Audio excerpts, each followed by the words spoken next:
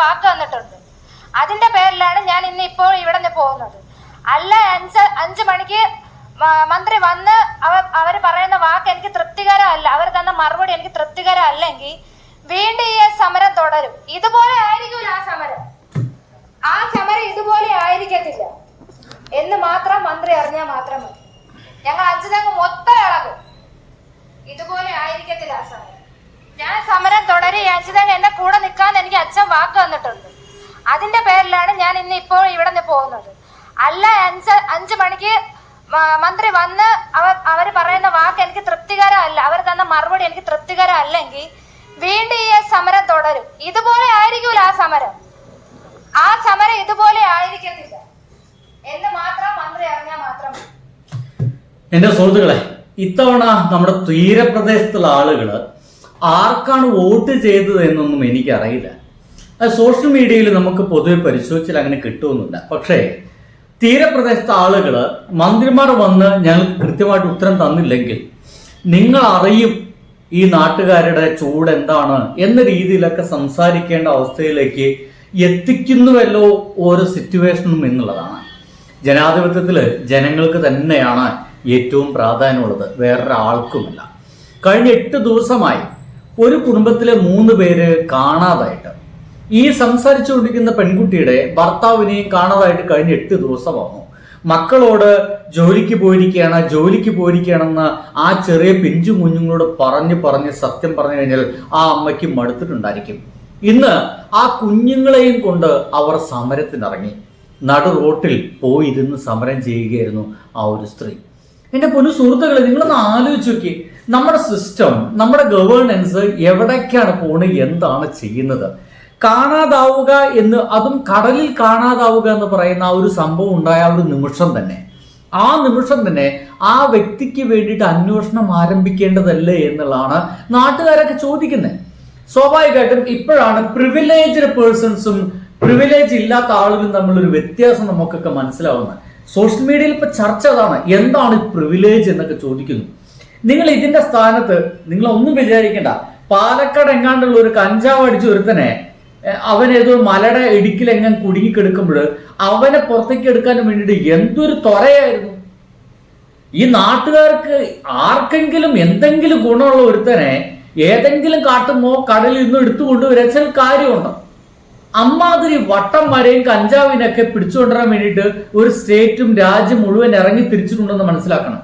അപ്പോഴാണ് നാട്ടുകാർക്ക് ഉപകാരമുള്ള, വീട്ടുകാർക്ക് ഉപകാരമുള്ള 2 കൊച്ചുങ്ങളുള്ള ഒരാള് കാണാതായിട്ടും കഴിഞ്ഞ 8 ദിവസമായിട്ട് നമ്മുടെ സിസ്റ്റം അന്വേഷിക്കാൻ ഇറങ്ങിയില്ല എന്ന് പറയുമ്പോൾ എന്താണ് ഇതിന്റെ അവസ്ഥ?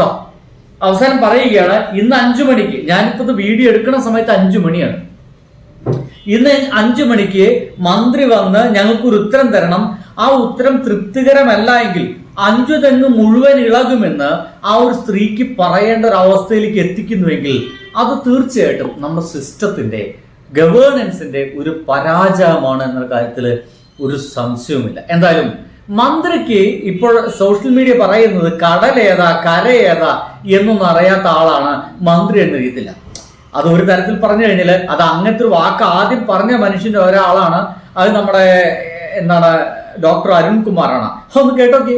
കടലിനെ അറിയുന്ന, വെള്ളത്തെ അറിയുന്ന മനുഷ്യർക്ക് ആ വകുപ്പ് കൊടുത്താലല്ലേ അവരുടെ വിഷമങ്ങൾ മനസ്സിലാവൂ എന്നുള്ളതാണ്. പക്ഷെ ഇപ്പോൾ അതേ കൃത്യമായിട്ട് പറയുന്നു, കടലിനെ അറിയുന്ന, വെള്ളത്തിനെ അറിയുന്ന ഏതെങ്കിലും ഒരാൾക്ക് ആ ഒരു വകുപ്പ് കൊടുത്താലേ ഈ നാട്ടുകാരെ വിഷമം അറിയുള്ളൂ. ഈ നാട്ടുകാരെ വിഷമം അറിയുക എന്ന് വെച്ച് കഴിഞ്ഞാൽ നാട്ടുകാരുടെ ഇടയിൽ നിന്ന് വളർന്ന് വലുതായി രാഷ്ട്രീയ പ്രവർത്തനമൊക്കെ കളിച്ച് അല്ലെ നാട്ടുകാർക്ക് പ്രിയപ്പെട്ടവനായിട്ട് മാറി. ഇതൊന്നല്ല, ഏതെങ്കിലും ആളുകളൊക്കെ ജയിച്ചു വന്നു എന്ന നിലയ്ക്കാണ് ഇപ്പോൾ സോഷ്യൽ മീഡിയ കാണുന്നത്.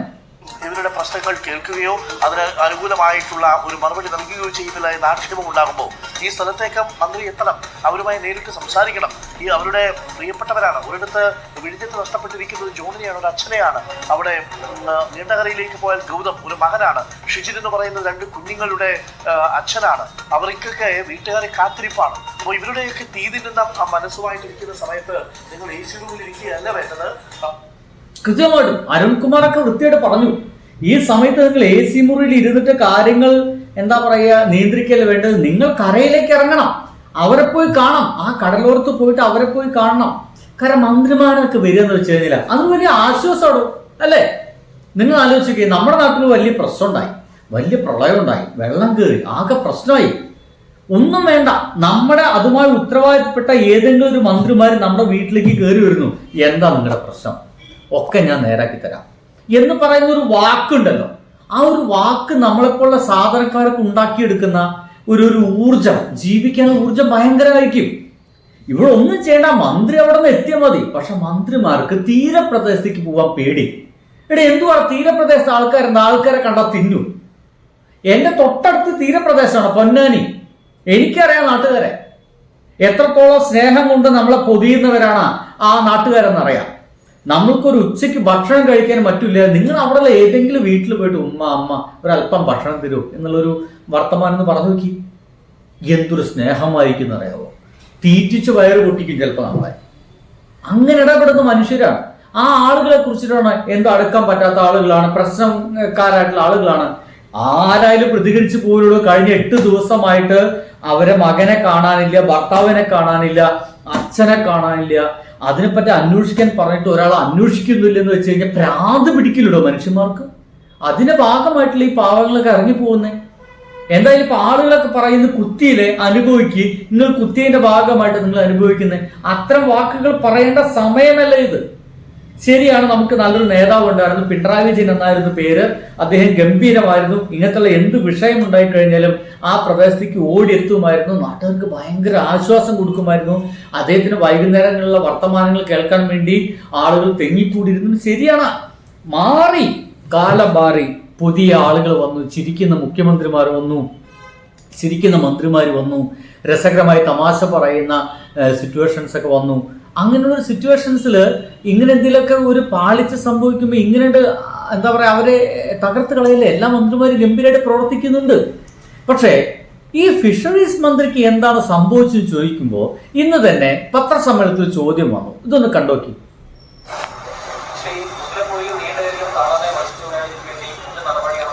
സെർച്ച് ഇപ്പോൾ നടന്നുകൊണ്ടിരിക്കുക. 2 സ്ഥലത്തും കോസ്റ്റ് ഗാർഡും അതുപോലെ തന്നെ സ്കൂബ ഡൈവിംഗ് ടീമും അതുപോലെ ഡ്രോൺ സെർച്ചും ഒക്കെ എല്ലാം നടന്നുകൊണ്ടിരിക്കുന്നുണ്ട്. മുതിരപ്പുഴയിലും അതുപോലെ തന്നെ നീണ്ടകരയിലും നടന്നുകൊണ്ടിരിക്കുന്നുണ്ട്. അല്ല, കുടുംബങ്ങളുമായി ബന്ധപ്പെട്ട ഉദ്യോഗസ്ഥന്മാർ ഇന്ന് രാവിലെ നീണ്ടകരയിൽ കളക്ടർ ഉണ്ടായിരുന്നു, ബഹുമാനപ്പെട്ട മന്ത്രി ശിവു ബേബി. എന്ത് ചെയ്യും? ഉദ്യോഗസ്ഥന്മാരെ പറഞ്ഞു വെച്ചിട്ടുണ്ടെന്ന് പറയുന്നത്. ഉദ്യോഗസ്ഥന്മാരെ, മന്ത്രി എത്തേണ്ടടുത്ത് എൻ്റെ പ്രിയപ്പെട്ട സാർ മന്ത്രി തന്നെ എത്തണം.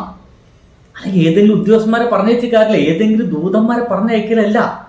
എന്താണ് എനിക്ക് മനസ്സിലാവാത്തത്? എന്താണ് ഇദ്ദേഹത്തിന് ആ ഒരു സ്ഥലം സന്ദർശിക്കുന്നതിൽ എന്താണ് ഇത്ര പ്രയാസം? ഇദ്ദേഹം നടക്കാൻ പ്രയാസമുള്ള ഒരാളാണ് നമ്മുടെ മന്ത്രി. യാത്രയ്ക്ക് എന്തെങ്കിലും ബുദ്ധിമുട്ടുള്ള അസുഖമായിട്ടിരിക്കുന്ന ഒരു മനുഷ്യനാണ് നമ്മുടെ മന്ത്രി. ഇതൊന്നുമല്ലല്ലോ.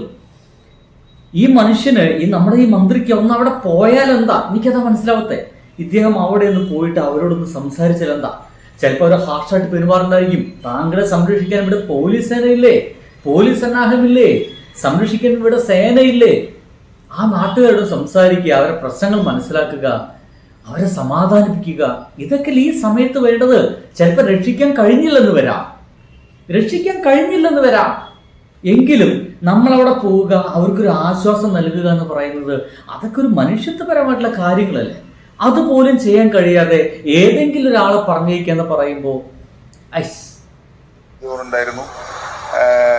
അതുപോലെ തന്നെ റവന്യൂ ഉദ്യോഗസ്ഥന്മാരെല്ലാവരും ഉണ്ടായിരുന്നു, ഫിഷറീസ് ഉദ്യോഗസ്ഥരുണ്ടായിരുന്നു. എല്ലാവരും അവരുമായിട്ട് ഇന്ററാക്ട് ചെയ്യുന്നുണ്ട്. അതുപോലെ തന്നെ മുതലപ്പുഴയിലും ഇപ്പോൾ ഫിഷറീസ് ഉദ്യോഗസ്ഥരും അതുപോലെ തന്നെ റവന്യൂ ഉദ്യോഗസ്ഥരും ഒക്കെ അതുമായി ബന്ധപ്പെട്ട് അവരുമായി ഇന്ററാക്ട് ചെയ്തുകൊണ്ടിരിക്കുന്നുണ്ട്.